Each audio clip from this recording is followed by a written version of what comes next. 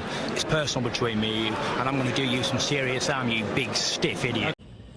The Untouchable True School Sports Empire proudly presents something the boxing game's been missing. Hey, what's going on? It's your boy BT, and I came here to talk some boxing with the thousands of True School Sports subscribers. All right, so this is a very important video, not just in the True School Sports channel history, but it's an important video because this is a monumental event in boxing history, and it's not for a good reason.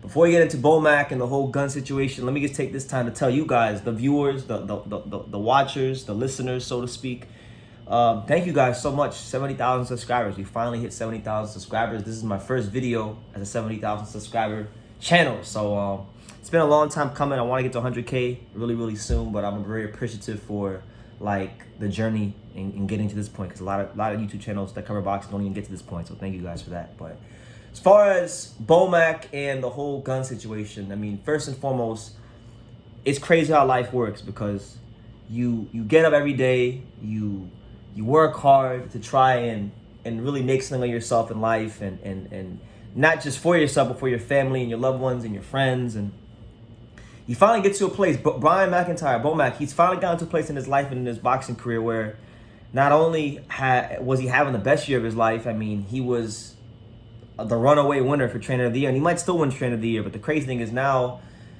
forget boxing, forget his accomplishments, his life is gonna take a dramatic turn, potentially take a dramatic turn for the worst.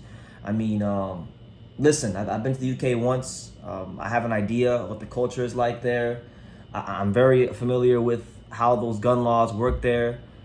I don't even know how on God's green earth he got a damn gun to the UK. That's kind of impressive to me, honestly. The fact that he did that, because it's insane over there with the gun laws. It's not like here in America where you have constitutional rights to bear arms. They're very strict with that. From what I've gathered and from what I've researched, apparently the minimum sentence for just possessing a firearm and being caught with a firearm is 5 years for adults. It's 5 years.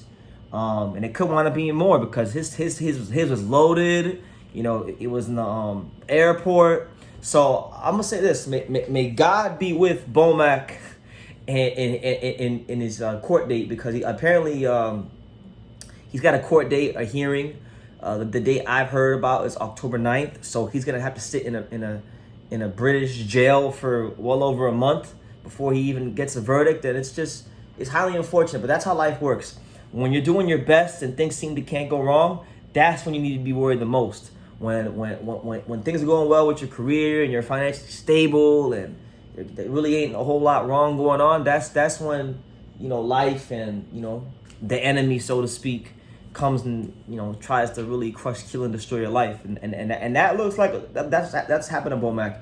He's made, unfortunately, I think, a not so wise decision. I can't say why he made the decision. I'm not in his shoes. I'm not him. Like, and I can't judge. But it wasn't wise to do that.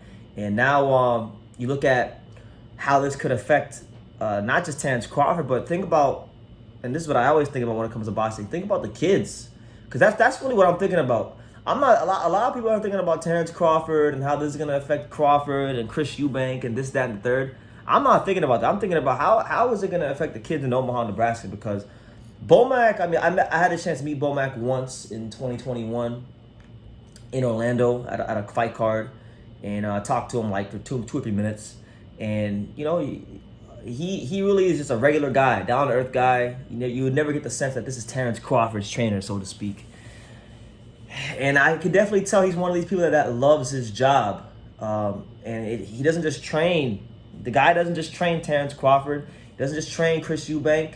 Doesn't just train Steve So Cold Nelson. No, Bomac trained a lot of the youth and the kids out in Nebraska. And I just really think if this winds up being as bad as I think it could be for Bomac,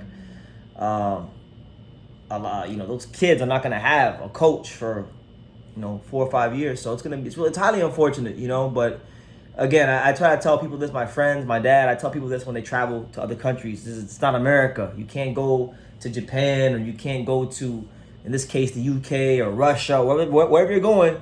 You can't go there and think that it's the USA, because it's not. It's a whole different culture when you leave this country. So, you know, As far as Crawford and the rematch, if you want to talk about that type of thing, you know, I personally think it's not gonna it could have an effect on Crawford psychologically, but I think Terence Crawford's strong enough. I still think he's gonna beat the brakes off Errol Spence. In fact, it might even give him the extra push to beat Errol Spence up even more, and there might even be less of a letdown in the rematch. Honestly, because I mean, Bomac's got a great staff with Esau Dieguez, who's a great coach, and Coach Red, who's a great coach. So it's not just Bomac. It's never been just Bomac, and I think the rematch will actually show that while Bomac is a great trainer, it's never just been Bomac. He's just a mouthpiece, and the guy, Esau Dieguez, is a guy that is very quiet, doesn't like to talk a lot, and is not really in front of the cameras too often, but he's a great coach himself.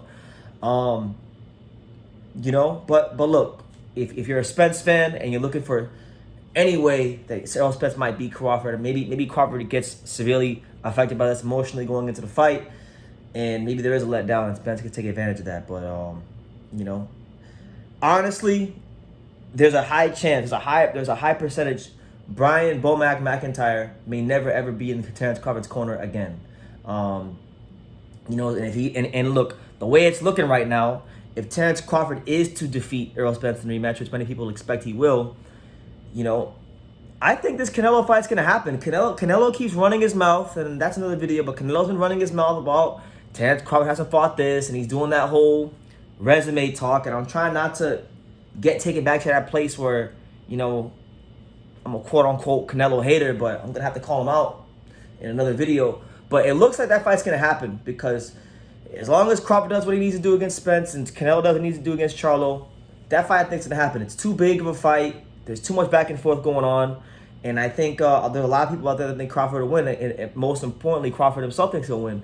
And Bomac won't even be in his corner for that fight. So that's really sad to think about. That this guy Bomac has been with Crawford his whole entire life, and he may not get a chance to corner him for the Spence rematch and the potential Canelo fight. So that really sucks. And then as far as, you know, the other thing is, because there are people who have conspiracy theories. I've heard things like apparently Bomac got mugged in the UK one time, which is what led him to take the gun to the UK.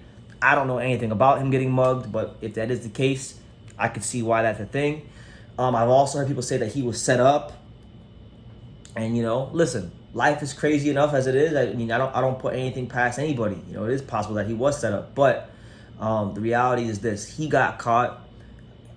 He did a big crime over there, which, you know, personally for me, I got my own. I don't like the laws, so to speak, but it is the law. It's not my country. It's not about how Brandon wants the law. It's not about how the Americans want the laws. When you go to another country, you have to respect the law of the land. You know, vice versa for anybody who comes to the USA. They got to respect the law of the land here. So those rules apply everywhere. And Bomac didn't follow the rules, and he got caught.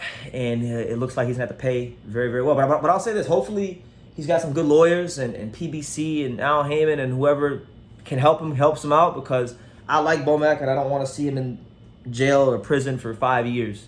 You know, that's not cool.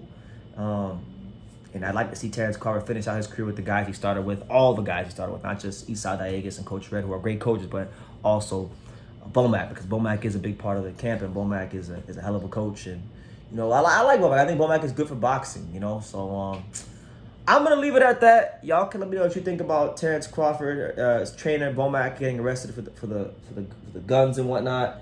We'll definitely be keeping our eyes on this as things develop, but we're not gonna really know anything until for about another month when he goes to his hearing. So you know, may God be with him.